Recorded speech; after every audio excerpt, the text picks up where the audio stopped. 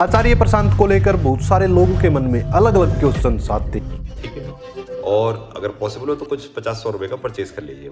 उसके बाद आप क्या देखेंगे, 10-15 दिन के बाद आप पे रिपीटेड कॉल आएंगी। कॉल क्या होंगे कि आपको कैसा लगा, आपको ये उनकी बातें कुछ अच्छी लग रही हैं। अगर आप हाँ में जवाब देंगे तो आप पे फिर प्रेशर बनाया जाएगा कि आप डोनेशन करिए, क्योंकि कई लोग उनके विचारों से सहमत नहीं होते। बुद्धू बनाना आसान होता है, धर्म के नाम पे यही हुआ है, सीधे साधे लोगों को मूर्ख बनाओ। बहुत कम हुए हैं धर्म में असली चमकते हुए सितारे जिनके मन में करुणा रही है और जो लोगों की भलाई करना चाहते थे। बाकी तो धर्म का काम यही रहा है। आज की इस वीडियो में हम आचार्य प्रशांत की रियलिटी जानेंगे, और रियलिटी किस बेस पर जानेंगे। लोगों के बहुत सारे क्वेश्चंस होते हैं। फॉर एग्जाम्पल, किसी ने बोला कि आचार्य प्रशांत डोनेशन के लिए बोलते हैं। आचार्य प्रशांत ने वुमेन्स को लेकर ये बोला, आचार्य प्रशांत ने रिलीजन को लेकर ये बात। और बहुत सारे लोगों के मन में कंफ्यूजन है कि आचार्य प्रशांत सही है या फिर गलत है। इस वीडियो में आपके सभी क्वेश्चंस के आंसर मिलेंगे। जो लोग आचार्य प्रशांत जी के बारे में नहीं जानते उनको बता दूं कि आचार्य प्रशांत जो कि यूपीएससी के एस्पिरेंट रहे हैं, उनकी यूपीएससी में रैंक 184 थी। आचार्य प्रशांत जी को जाना जाता है देश के अलग अलग मुद्दों को लेकर उन्होंने आवाज उठाई। For example, climate change, casteism system, religion system. बहुत सारे लोग जो कि डिप्रेशन में थे उनकी वजह से डिप्रेशन से बाहर आए। उन्होंने 160 से ज्यादा बुक्स लिखी, और बहुत सारी बुक्स ऐसी है जिन्होंने नेशनल लेवल पर सेलिंग का रिकॉर्ड भी तोड़ दिया। बहुत सारे लोग उनको क्रिटिसाइज करते हैं। फॉर एग्जाम्पल, कोई कहता है कि उनकी टीम डोनेशन क्यों मांगती है, या फिर जो कोरस होता है, या फिर जो उनकी वेबसाइट है, कोई भी रजिस्ट्रेशन करता है कुछ घंटों बाद कॉल आता है उनकी टीम की तरफ से डोनेशन के लिए। यहाँ पर डोनेशन किस लिए? बिकॉज उनकी टीम बड़ी है, टीम में 250 से 500 तक एम्प्लॉय हैं। आचार्य प्रशांत का प्रोग्राम होता है, वहां पर भी मैनेजमेंट के लिए भी खर्चा आता है। आचार्य प्रशांत की ऑफलाइन में एक उनकी बहुत बड़ी टीम है, रहने का खर्चा, खाने पीने का खर्चा। अगर आप 2-4 लोगों की भी टीम रख लोगे तब आपको समझ में आएगा कि कितना ज़्यादा खर्चा हो जाता है एक टीम का। ऐसे में आप खुद ही सोच सकते हो कि उनकी टीम कितनी बड़ी है। सेकंड थिंग, वो कभी भी आपको फोर्स नहीं करते कि आपको डोनेशन करना ही है। आपकी मर्जी है, आप डोनेशन करो या ना करो। आपको कोई बुक परचेज करनी है, वो करो या ना करो, आपके ऊपर डिपेंड है। आपने एक बार मना कर दिया, फिर दोबारा से कॉल नहीं आएगी। Acharya Prashant doesn't claim himself as a guru. Second thing, he is not a dharma guru. Third thing, he is life lesson. Acharya Prashant ji ने कभी रिलीजियन को लेकर, कास्ट को लेकर कभी भी नहीं बोला कि आप कास्टिज्म करो या फिर रिलीजन के नाम पर झगड़ा करो। दूसरे पाखंडी गुरुओं की तरह कभी भी रिलीजन कार्ड प्ले नहीं किया, बल्कि उन्होंने तो सभी को इक्वल समझा और यही संदेश लोगों तक पहुंचाया इक्वलिटी का। दलितों को लेकर उन्होंने आवाज उठाई। हमारे दलित भाइयों को पहले जो उच्चतम दर्शन था वो पढ़ने नहीं दिया गया, और आज जब उनके पास सारे अधिकार हैं, वो पढ़ सकते हैं, तो कह रहे हैं हम खुद ही नहीं पढ़ेंगे। माने दोनों ही हालातों में वो तो बेचारे वंचित ही रह गए ना। पहले पढ़ने नहीं दिया गया, आज पढ़ सकते हैं तो कह रहे हैं हम पढ़ेंगे नहीं। पढ़ने में क्या बुराई हो सकती है? मत मानना, पढ़ तो लो। और बाबा साहब की इसमें गलती निकालने की कोई जरूरत नहीं है। उनके समय पर जाओ, भारत कैसा था और भारत में हिंदू लोग अपने ही भाइयों के साथ क्या बर्ताव कर रहे थे, उस बर्ताव को देखो। उसके बाद तुमको एक उच्च कोटि के विद्वान समाज सुधारक का आक्रोश समझ में आएगा।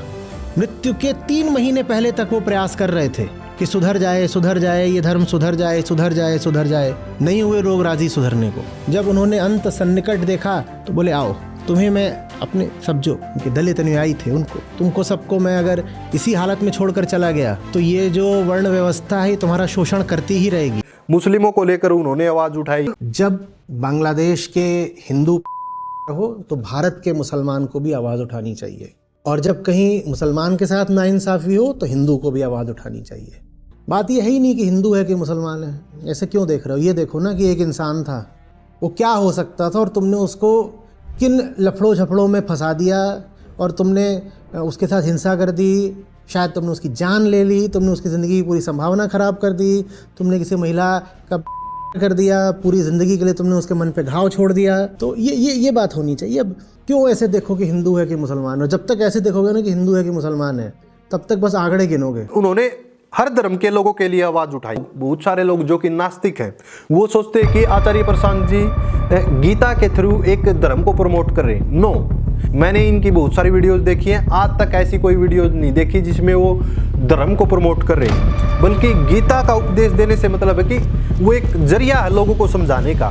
फॉर एग्जाम्पल, कोई अपने घर से ऑफिस तक जाता है, घर से ऑफिस की डिस्टेंस है 20 किलोमीटर, तो ऐसे में वो बंदा पैदल तो जाएगा नहीं 20 किलोमीटर, या तो बाइक से जाएगा या फिर कार से जाएगा, किसी न किसी चीज से वो ऑफिस जाएगा। आचार्य प्रशांत जी भी यही कर रहे हैं कि गीता का जो लेसन दे रहे हैं इसलिए दे रहे हैं कि लोगों की लाइफ सुधर जाए। उनका एम है लोगों की लाइफ में सुधार लाना, वो चाहे किसी भी तरीके से हो। सबसे खास बात, उनकी हर वीडियो में हमें कुछ अलग नॉलेज देखने को मिलती है, उनके हर लेक्चर में हमें कुछ अलग नॉलेज देखने को मिलती है। जो भी स्त्रियां आ जा रही है उनको बोलो आओ बहन जी, बैठो बहन जी, और भीतर वासना हिलोरे मार रही है लेकिन जबान पर बहन जी बहन जी। फीलिंग आती है हमारे अंदर, सेक्सुअल फीलिंग आती है, अगर उनको बता दिया है कि ये हार्मोनल है। माँ बाप अपनी बच्चियों को लेके जा रहे हैं और कोई साधारण सी मेंस्ट्रुएशन की समस्या है तो डॉक्टर के कान में फुसफुसा रहे हैं, तो ऐसे में वो रिपीटेड स्टोरी नहीं सुना। खासकर इंडियंस में ऐसी आदत होगी कि दूसरे के अंदर कमियां निकालने की। आचार्य प्रशांत ने कभी खुद को गुरु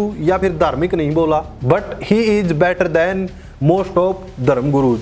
आचार्य प्रशांत ने पाखंडियों की भी पोल खोली है। ज्यादातर जो प्रचलित गुरु हैं उन सबको बैठा दो, उन सबको बैठा दो, उन सब में कुल मिलाकर के अगर 4 किताबें पढ़ी हो तो बहुत बड़ी बात है। उन जैसे 8-10 को बैठा दो, उनने कुल 4 किताबें अगर पढ़ी हो जिंदगी में, कोई भी 4 किताबें, तो बहुत बड़ी बात है। मैं नहीं कह रहा कि उन्होंने कोई धर्म ग्रंथ ही पढ़ा हो, उन्होंने इतिहास, भूगोल, विज्ञान, कहीं कोई किताब पढ़ी हो। ये वो है जिन्होंने कभी कुछ नहीं पढ़ा, कुछ नहीं जानते। आचार्य प्रशांत जी जो कि एक ऐसे गुरु हैं जो कि ना सिर्फ स्पिरिचुअलिटी की बात ही नहीं करते बल्कि देश के अदर इश्यूज के बारे में भी बात करते हैं। फॉर एग्जाम्पल क्लाइमेट चेंज, बार बार उन्होंने क्लाइमेट चेंज पे जोर दिया। आने वाले सालों में पृथ्वी कितने बड़े संकट में आ जाएगी, उन्होंने इस चीज का कई बार जिक्र किया, और ये इशू ग्लोबली है। आचार्य प्रशांत रूट्स की बात करते हैं, उनकी जेन्युइन बातें होती हैं जो कि समाज के लोगों के लिए भलाई का काम करती हैं। जातिगत जनगणना, क्या आपको लगता है कि वो देश के लिए जरूरी है? जातिगत जनगणना के पीछे नियत क्या है और उस डेटा का इस्तेमाल क्या होने वाला है? अगर तो नियत ये कि पता चलेगा कि कौन सी कॉन्स्टिट्यूएंसी में कितने प्रतिशत ये है और कितने प्रतिशत ये है तो कितने प्रतिशत ये है, तो हमारा फिर जो वोट का एल्गोरिदम है उसको हम ज़्यादा एक्यूरेट डेटा फीड कर पाएंगे। तो सोचिए, ये जानने के बाद अब आप कितने घोर रूप से जातिवादी कैंपेनिंग करेंगे ना।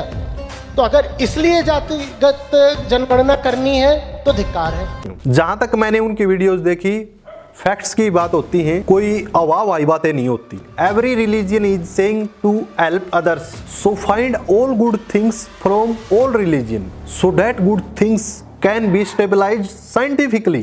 Every religion says there is. Similarly, every religion says there is a evil power also. In Islam, it says Satan. In Christianity, it's devil. In Hinduism, it's Asur. That negative power spreading misconceptions in all religion, so that none of them can achieve godness. As a human, everyone has flaws. No one is perfect. Acharya Prashant is doing great work. One should not trust blindly and one should not dismiss him completely. Accept the things which helps you bring better. आचार्य प्रशांत ने history की चीज़ों का खंडन किया, history के झूठे दावों का खंडन किया। वुमेन्स को लेकर भी आचार्य प्रशांत के ओपन थॉट्स होते हैं, लाइक ओशो की तरह उनके भी ओपन थॉट्स हैं। बट प्रॉब्लम इज दैट लोग इस चीज को एक्सेप्ट नहीं करते। वुमेन्स को लेकर उन्होंने रियलिटी बताई, कुछ लोग इस चीज को एक्सेप्ट नहीं करना चाहते। उन्होंने बोला कि वेजिटेरियन बनो, ना कि उन्होंने फोर्स नहीं किया। आचार्य प्रशांत ने बोला कि साइंस पढ़ो, साइंस समझो, बिना फैक्ट्स के बात मत करो। और उनकी हर चौथी पांचवी वीडियो में धर्म से जुड़े अंधविश्वास का खंडन किया जाता है। उन्होंने किसी के धर्म को गलत नहीं बोला, बल्कि धर्म के नाम पर धंधा चला रहे पाखंडियों की पोल खोली है। और यही चीज सेम ओशो में थी कि कई लोगों को हजम नहीं होती थी ये बात। इंडिया में प्रॉब्लम यही है कि लोग रियलिटी एक्सेप्ट नहीं करना चाहते। बहुत सारे लोग उनकी शॉर्ट्स वीडियो देखकर अंदाजा लगाते हैं कि नहीं, आचार्य प्रशांत ने गलत बोल दिया। एक्चुअल में वो पूरा टॉपिक कवर नहीं होता उस शॉर्ट वीडियो में। ऐसे में लोगों के मन में आचार्य जी की अलग इमेज बन जाती है। देखो इस वीडियो में क्या बोल रहे हैं आचार्य प्रशांत, और आचार्य प्रशांत की फुल वीडियो देखते हो तब आपको समझ में आता है आचार्य प्रशांत जी ये समझाना चाह रहे थे। लेकिन कई लोगों को हर जगह नेगेटिविटी नजर आती है। शॉर्ट्स वीडियो देख ली, पूरा टॉपिक देखा नहीं क्या है, तो ऐसे ही मिस इन्फॉर्मेशन फैलती है। Acharya Prashant is revolutionary. It's not that everything he says is correct, but his intention is pure and appreciated. आप किसी को भी गलत ठहराने के लिए उसके अंदर 100 कमियां निकाल सकते हो, लेकिन आप उसकी 10 अच्छाइयां नहीं गिनवा सकते। दूसरी तरफ ऐसे पाखंडी हैं जो कि कहते हैं कि गॉड से मिलवाएंगे हम, गॉड और मेरे बीच में कनेक्शन है। उन चीजों की तरफ लोगों का ध्यान जाता है क्योंकि उसमें कुछ चमत्कार लगता है, कुछ अनबिलीवेबल लगता है, जो कि लोगों को अट्रैक्टिव करता है कि कोई गॉड से भी हमें मिलवा सकता है।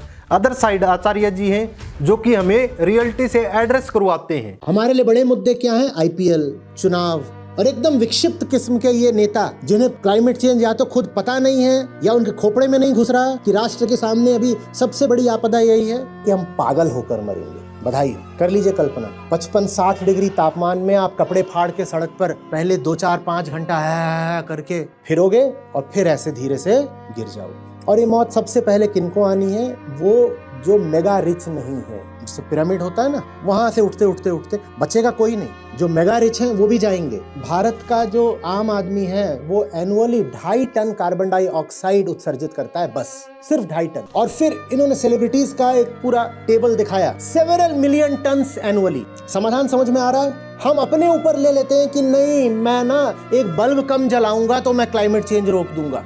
भाई मेरे, तू 2.5 टन एमिट करता है बस।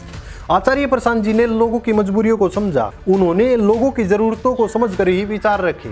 जो लोग चौथे स्तर पर थे, आचार्य जी उनको दूसरे स्तर पर ले आए, और जो लोग दूसरे स्तर पर थे उनको आचार्य जी पहले स्तर पर ले आए, सिर्फ और सिर्फ मेंटलिटी को चेंज करके। आचार्य जी ने कभी पावर की बात नहीं की, बल्कि उन्होंने रूट्स की बात की। जो लोग फियर में जिंदगी जी रहे थे, आचार्य जी ने उनको फियरलेस बनाया। आचार्य जी ने लाखों लोगों को एंजाइटी से बाहर निकाला, डिप्रेशन से बाहर निकाला। तो आज भी लाखों ऐसे लोग मिल जाएंगे जो कि ये कहते हैं कि आचार्य जी ने हमारी जिंदगी सुधार दी। बहुत सारे लोग कहते हैं कि बुक्स फ्री में क्यों नहीं देते, या फिर जो परचेज करने वाली थिंग्स है उनको लेकर आचार्य जी को क्रिटिसाइज करते हैं। लेकिन मैं कहता हूं, अगर आपके 50-100 रुपए लग भी जाते हैं तो उसमें प्रॉब्लम क्या है? हम इंडियंस को सब कुछ फ्री में चाहिए होता है। 250 रुपए का पिज्जा खा लेंगे, लेकिन जो काम की चीज है उसके लिए परचेज नहीं करेंगे। और वही लोग 100-100 रुपए के लिए नॉलेज देते हैं कि आचार्य जी की टीम पैसे ले रही है। आपको हाईएस्ट लेवल की फिलोसफिकल नॉलेज आचार्य जी दे रहे हैं, लेकिन फिर भी कुछ लोगों को उनमें गलतियां नजर आती हैं। और ऐसे लोगों के लिए अगर कोई इंसान 100% परफेक्ट है, उसमें भी गलतियां निकाल देंगे ऐसे लोग। ऐसे लोगों को अवॉइड करो, नेगेटिविटी की तरफ ध्यान मत दो, क्योंकि नेगेटिव और पॉजिटिव हर टाइप के लोग इस दुनिया में हैं, लेकिन हमें पॉजिटिविटी की तरफ ध्यान देना। अगर आपका भी कोई क्वेश्चन है आचार्य जी के बारे में, कमेंट सेक्शन में जरूर बता सकते हो। और अगर आप चाहते हो कि नेक्स्ट वीडियो प्रेमानंद महाराज जी पर बने तो कमेंट सेक्शन में जरूर बताएं। साथ ही साथ ये भी बताएं कि क्या आचार्य प्रशांत जी और प्रेमानंद महाराज जी का कंपैरिजन करना है, कि इन दोनों में एक्चुअल में बेस्ट कौन है, इस पर भी एक वीडियो आनी चाहिए क्या? जरूर बताएं।